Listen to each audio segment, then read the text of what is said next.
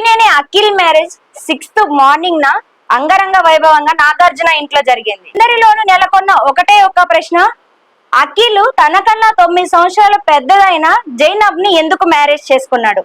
మరి మొదటి మ్యారేజ్ ఎందుకని క్యాన్సిల్ అయింది?